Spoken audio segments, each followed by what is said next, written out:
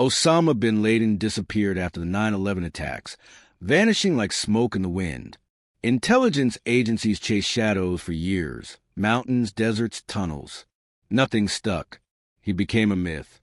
A ghost. In Washington, bin Laden's file had grown dusty. Leads had dried up. Most believed he was dead. Others feared he was simply too clever to be caught.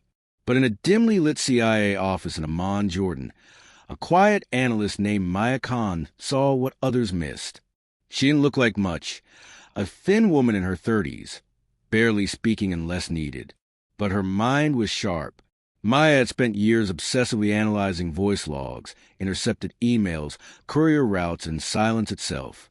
What others overlooked, she mapped. She believed silence meant something. She had one target, a courier known only as Tariq al-Kuwaiti. No photo, no confirmed voice print, just a name and a pattern of movements. He was the one thread left. Through intercepted conversations in northern Waziristan, Maya traced Kuwaiti's voice, faint, coded, and rare. But then he disappeared just like his master. For months, nothing. Until one cold morning, a drone surveillance image landed on her desk. A figure cloaked in white stepped out of a compound in Pakistan, in Abbottabad.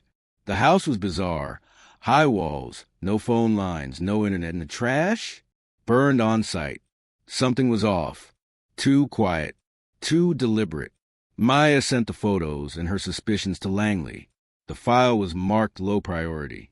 A known tribal elder supposedly owned the place. Nothing criminal, they said. Maya didn't buy it. She pulled up heat maps and aerial shots. Every morning, at 5:17 a.m., a tall figure paced a balcony. Same length, same rhythm. He never spoke, never showed his face. The staff at the compound didn't mingle with neighbors. Children lived inside, but never went to school. No visitors. No vehicles leaving the gates. It was a fortress disguised as a farmhouse. Maya marked the pacing figure as the pacer in her reports. Her colleagues joked, called it a dead lead. She kept watching. Weeks turned into months. But the figure never left. Never changed habits. Maya saw it as control, obsessive control. The kind of control only one man in the world was known for. She called a contact in Islamabad, a field agent named Mark Reeves, formerly JSOC, now CIA. He agreed to a quiet recon. Mark drove past the compound under the guise of a water filter technician. "The place gives off strange energy," he radioed. "No wires, no smell of cooking, not even dogs barking." He sent Maya a grainy photo of the man pacing on the roof. Just a silhouette. Tall, lean, slightly hunched. It wasn't proof, but it was enough. Maya compiled everything. Drones, routines, thermal images, and sent it back to CIA headquarters. This time, her file was flagged for review. But reviews took time. The system moved slow. Bureaucracy was heavy. She needed someone to see what she saw. Urgency. She booked a flight to Langley. It was her first time in the U.S. in over 5 years. She walked into the counterterrorism office with one phrase: "I think I found him."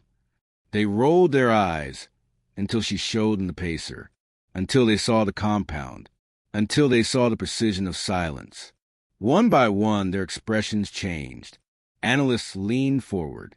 The director called it the most promising lead in 5 years. But they couldn't confirm it was bin Laden. Not yet. They needed proof. The president wouldn't authorize anything without higher certainty. So Maya requested extended drone coverage, 24/7 visuals. She even tapped old ISI contacts for blueprints of nearby structures. Every passing day increased the risk. If bin Laden sensed the eyes watching, he'd vanish again for another decade. Maya knew it was him. Her gut screamed it. Her data backed it. But now she needed the world to believe. The ghost had surfaced. Barely. And in the shadows of Abbottabad. Something was waiting to be uncovered. The compound stood like a secret buried in plain sight. No signs. No satellite dishes. No cars entering or leaving. Just thick walls and sharper silence. The kind that screams when nothing moves. Mark Reeves stared at it from his rented van. A former Navy SEAL turned CIA field officer. He had spent years in the dust and deception of the Middle East. But this place? It felt different. He adjusted his camera lens, capturing the rooftops, the windows, the patterns. Every line of the building whispered control. No randomness. No carelessness. He called it in, confirmed multiple blind spots. No outside contact. Movement inside, but minimal. One male, tall, appears regularly at sunrise. Very deliberate. Langley analyst built a 3D model of the compound. There were 3 floors, each floor tighter than the one below. The third, nearly sealed. That's where the pacer walked. Every morning. Every evening. Still, they needed to be sure. Surveillance wasn't enough. They needed a voice. Enter Farouk, an undercover informant with the ISI. He'd worked with both sides before, always walking the razor's edge. Now, he was asked for the biggest favor of his life. His mission, intercept communication from within the compound. Farouk posed as a vegetable seller near the back wall. Day after day, he lingered, listened. He planted a passive audio sensor under a crate near the rear gate. It wasn't much, but it caught something. One word, one name, whispered in Pashto. Sheikh. The code word the old al-Qaeda used for bin Laden. That was the whisper Maya had waited for. It wasn't proof, but it was enough to keep the fire burning. Back in D.C., the White House was now paying attention. President Obama was briefed privately. The room was quiet as the photos were laid out before him. "This is the compound?" he asked. "Yes, sir," said CIA Director Leon Ransom. "And we believe the man inside may be the target." "Maybe?" Obama raised an eyebrow. "We can't say for sure until we hear his voice or see his face." He tapped the table. "Then get it." Meanwhile, Mark took things deeper. He rented a room in a house with a rooftop view. From there, he logged every movement. Children played in the courtyard. A woman, veiled, tended a small garden. But the man never emerged past the balcony. No photos, no voice, only silence and shadows. Mark grew frustrated. "He's a ghost. He won't even open a window." Maya responded from Langley. "Then we wait. Ghosts don't stay silent forever." One evening, during heavy rain, something changed. A courier entered the compound. First time in weeks. Tall, slim, nervous. He left less than 10 minutes later, holding nothing. But his face? Recognized. Tarek Al-Kuwaiti. The elusive courier Maya had hunted for years.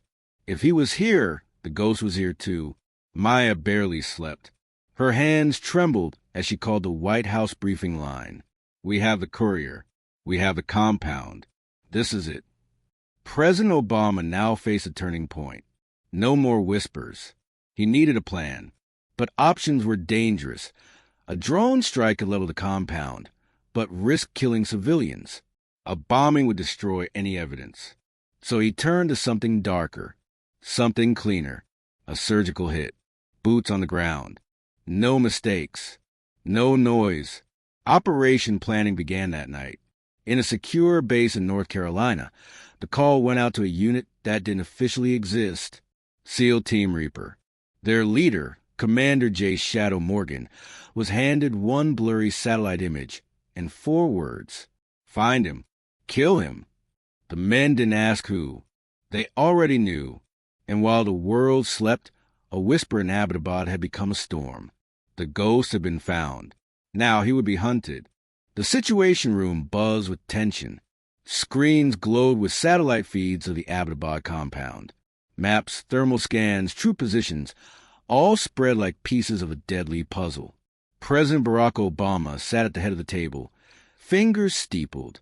Around him, the most powerful defense and intelligence minds in the world. And yet, the air felt heavy. No one wanted to speak first. CIA Director Leon Ransom finally broke the silence. We believe with 70% certainty that the man in the compound is Osama bin Laden. Obama's eyes narrowed. 70 is enough. Maya Khan, flown in from Langley, stood quietly against the back wall. Her face was calm, but her voice, when it came, was certain. We may never get 100%, sir. But if we wait for perfect clarity, he'll vanish again. She clicked through the drone images. The pacing man, the courier, the word sheik caught on the wiretap. Every thread led to the same place. Obama turned to General James Callahan, chairman of the Joint Chiefs. Your thoughts, General? Callahan was blunt. I advise a precision strike. Drop 2 dams. Wipe the place clean. Maya stepped forward. And if he's in there, you destroy proof. Intel. DNA. His body. And if he's not, we kill civilians in a foreign country for nothing. Silence. Obama looked around the table. Any other options? Leon Ransom hesitated, then offered the only alternative, a surgical raid. Helicopters. Special forces. Quiet entry. Confirm the kill. The room shifted. Now it was real. The risks were staggering. Infiltrating deep into Pakistan without detection could spark international chaos. If SEALs were caught, the U.S. could be accused of violating sovereignty. If they died, no backup, no rescue. But the reward? Justice. The president leaned back. I need eyes on the team that would do this. Meanwhile, at Fort Bragg, Commander Jace Shadow Morgan stood before a table of classified blueprints. His team, SEAL Team Reaper, assembled in silence. No questions, only focus. He pointed at the model of the compound. Target is on the 3rd floor. Intel says he never leaves. We enter fast, confirm identity, and eliminate. His second-in-command, Nick Tango Alvarez, grinned. And the exfil? Shadow stared. We don't leave anyone behind, not even our own ghosts. Back in D.C., the president met privately with Ransom and Defense Secretary Ellen McCade. This mission, it's a political minefield. Ellen said, you authorize this, and it fails, we could be at war. If it succeeds and we can't prove it's him, it means nothing. Obama stood by the window, watching dusk fall over the Capitol. Justice isn't guaranteed, he said, but inaction is an option. He turned to Maya. You're sure it's him? She didn't blink. I bet my life on it. He nodded. Then I'll bet mine too. He gave the order. Prepare Operation Geronimo. Final briefing. The next morning, the National Security Council gathered again. General Callahan briefed the final plan. 2 stealth helicopters. 23 SEALs. 40-minute window. In and out. Obama raised one last concern. What if the mission fails? Callahan looked him dead in the eye. Then we deny everything. The SEALs know the risks. They won't talk. They won't be caught. It was brutal honesty, but it was the truth. The president sat back, the weight of the world pressing on his chest. He scribbled one final note on his pad. Justice has a price, but so does fear. He looked up, given the green light. As the sun rose over Washington, across the world in a dusty hangar in Afghanistan, SEAL Team Reaper checked their gear. Night vision, black fatigues, silenced rifles, dog tags removed, patches stripped. They were ghosts now. In 72 hours, they would knock on the devil's door, and history would never be the same. The air inside the hangar at Bagram Air Base was thick, not with heat, but with silence, the kind that settles before something irreversible. Commander Jace Shadow Morgan adjusted his gear, his face stoic, his eyes burning with focus. He wasn't just preparing for a mission. He was preparing to disappear. The SEALs gathered in a tight circle, 23 elite warriors, each chosen not just for skill, but for resolve. None of them wore identifying patches, not even a flag. This mission didn't exist. We don't get captured, Shadow said, voice low. If something goes wrong, we vanish. No help, no headlines. He let that sink in. No second chances. His second-in-command, Nick Tango Alvarez, broke the tension with a grin. Well, at least it's not boring. The team laughed quietly. A ritual of sorts. Laughter before death. The plan was clear. 2 Black Hawk stealth helicopters. Drop on the compound roof and courtyard. Secure perimeters. Clear all floors. Confirm the target. Exfil. Timing was life. Total mission time, 40 minutes. Commander Morgan walked him through every step again, but his mind kept returning to the intel packet. The images, the pacing man, the 3 children, the silent woman. They were walking into a box of secrets. Night before deployment. Alvarez found Shadow alone, cleaning his rifle. No sound, just steel on cloth. You ever wonder, Alvarez asked, what if it's not him? Shadow looked up. Then we still make sure he never sleeps again. The words were sharp, but they came from somewhere deeper. This mission wasn't about orders. It was personal. Shadow had lost teammates in Afghanistan. Men torn apart by roadside bombs traced back to bin Laden's tactics. For him, this wasn't war. It was retribution. Back in Langley, Maya Khan couldn't sleep.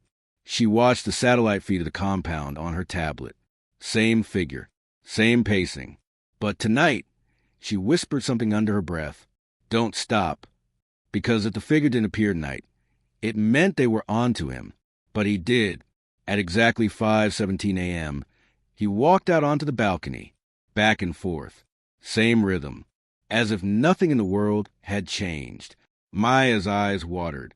He's still there. The insertion begins.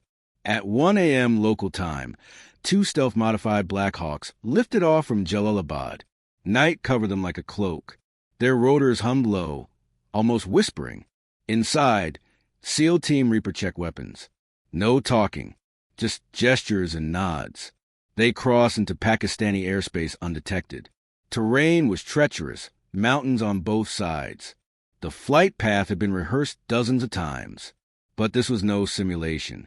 They reached Abbottabad in under 90 minutes. The pilot's voice crackled. 1 minute. Commander Morgan's fingers tense around the rope. Below them, the ghost fortress. As they descended, the unexpected happened. Helicopter 1 began to shake violently. Too much heat. Not enough lift. The bird dropped hard, crashing into the compound sidewall. Inside the chopper, metal screamed. Men were thrown, but no one screamed. They trained for chaos. This was it. Shadow's voice came over comms. Hawk 1 down. But we're alive. Proceeding on foot. From the other chopper, Alvarez dropped into the courtyard, landing like a shadow, moving to breach. In moments, the team split, clearing the outer walls. One by one, doors blew open with silence charges. Dark rooms, screaming children, confused women. But the team didn't stop. They weren't here for the innocent. They were here for the pacer. On the 3rd floor, behind a locked door, footsteps moved. Then silence. Shadow climbed the staircase, rifle raised. He could feel the moment slowing. Every breath, every heartbeat.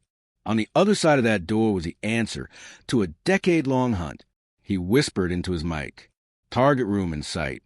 Then, breaching. The door stood silent.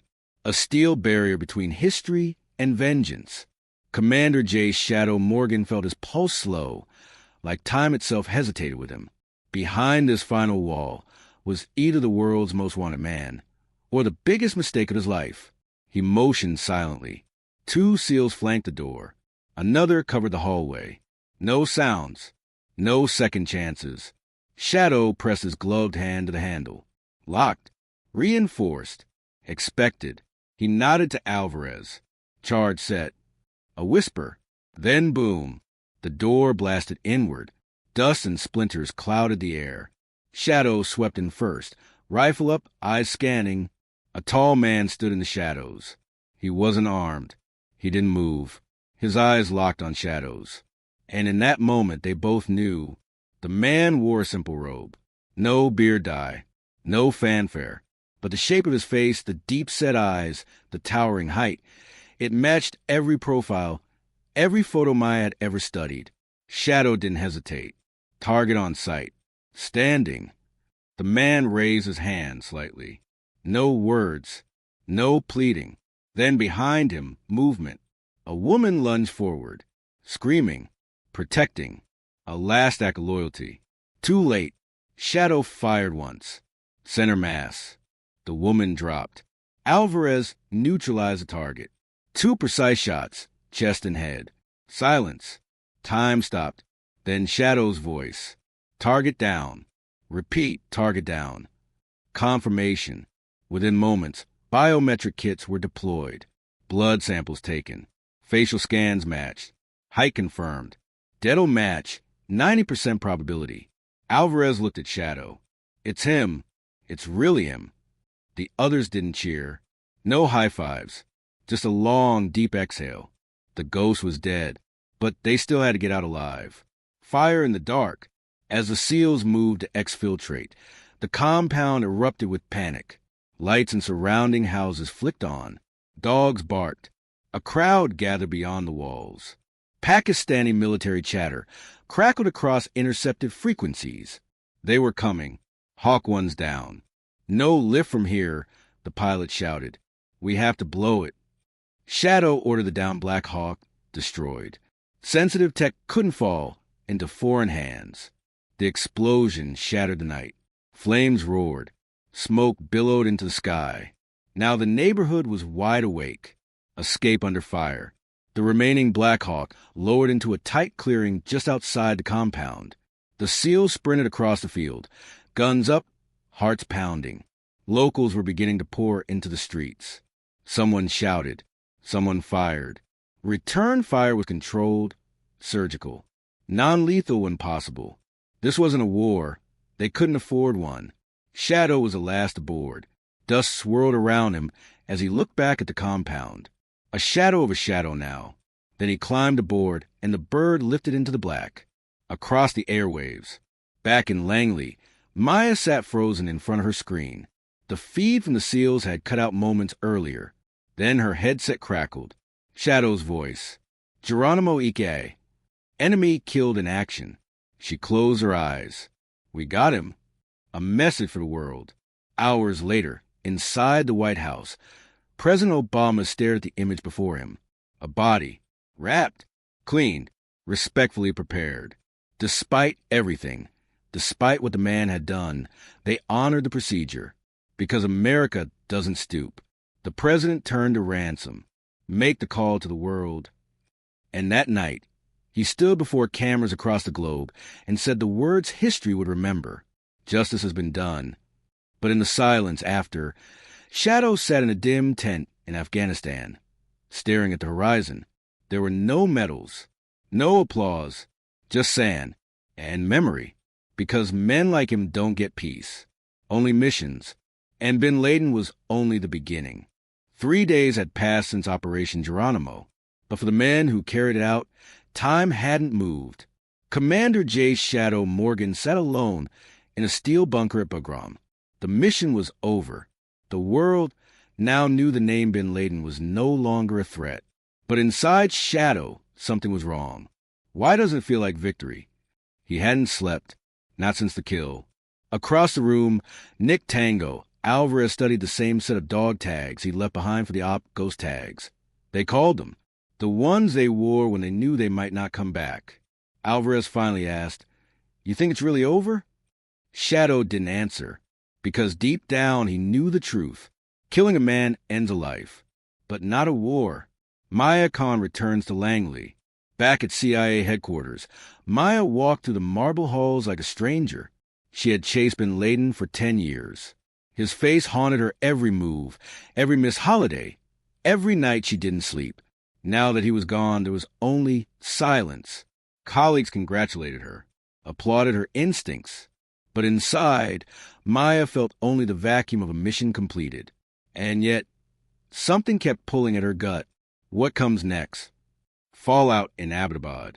News of the strike had set the globe on fire. Protests erupted across the Middle East. Pakistan denied knowledge of bin Laden's presence. American diplomats scrambled to explain the violation of sovereignty, but the most disturbing reaction? Some celebrated the death. Others called it martyrdom. Maya read chatter from encrypted forums.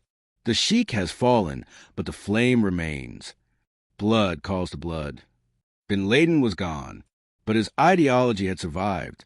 Shadow's return home. 2 weeks later, Shadow returned to U.S. soil. No fanfare. No cameras. Just a silent pickup truck waiting at the tarmac. He entered his empty house like a visitor. Dust on the shelves. Photos of teammates long dead. In one room he never touched, the one with the uniform of his younger brother, Danny, killed in Kandahar in 2008. Shadow had promised himself something that day. I'll bring justice, or I won't come home. He kept that promise. But justice was heavier than he imagined. A secret buried at sea. The body of Bin Laden had been buried in the Arabian Sea, wrapped in white cloth. Prayers read in Arabic, done in secret. No grave, no shrine. The world debated it. A mistake, some said. A wise move, others claimed. Shadow didn't care. He hadn't killed a man for politics or headlines. He did it for the voices of the fallen, the mothers who never saw their sons again, the firemen who climbed and never came back down. This was for them. A warning in the wind. In a dark cell in Guantanamo Bay, a prisoner named Abu Khalid watched the news. He didn't blink, didn't frown, just whispered something under his breath. The lion is dead, but the cubs will bite harder. Across the world, intelligence services intercepted a new name, the son of the sheik, a quiet figure, trained in silence. And now, unchained by the father shadow, a new target emerges. Back at Langley, Maya stared at a fresh file on her desk. No name, just a code name, Sparrow. Photos showed a lean, sharp-eyed man slipping through borders in Yemen, Turkey, Syria. Always a step ahead. Always one camera behind. Ransom entered her office. Thought you were done. She looked up.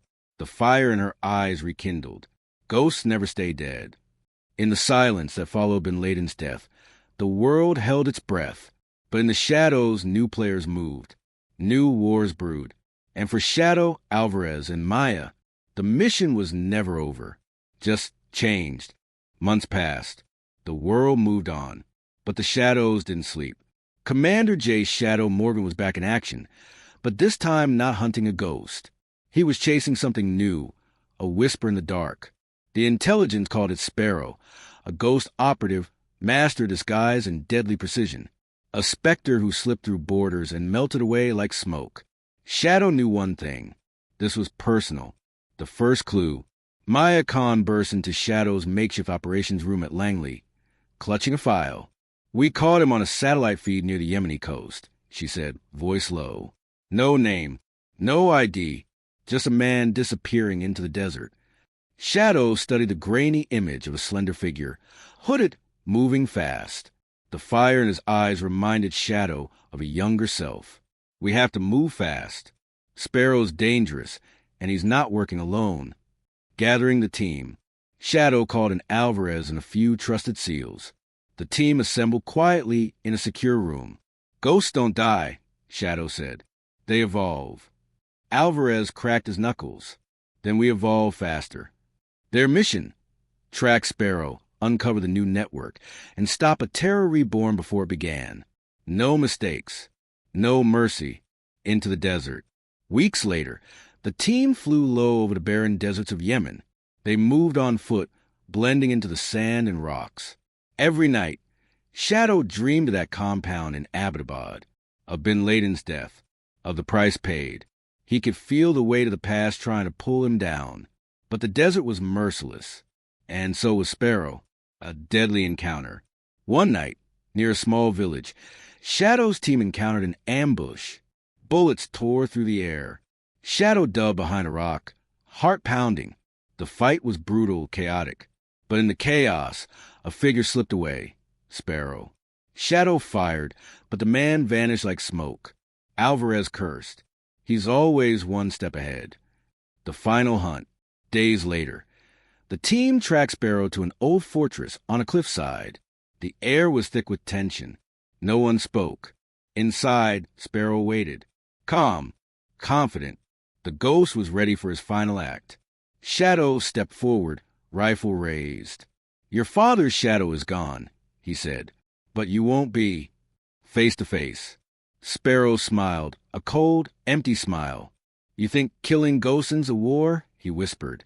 The war lives in every shadow, every silence. Shots rang out. A fierce firefight erupted, echoing off stone walls. Shadow and Sparrow circled each other like predators. Finally, with a swift move, Shadow disarmed Sparrow. The man fell to his knees. A choice. Shadow raised his rifle, but something stopped him. In that moment, he saw not a monster, but a boy lost in hatred. He lowered the gun. Your fight ends here, Shadow said.